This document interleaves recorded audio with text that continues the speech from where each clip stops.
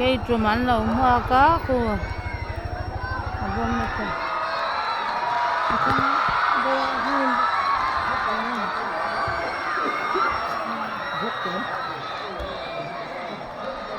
Cái này của con này kìa. Cái này của con này kìa.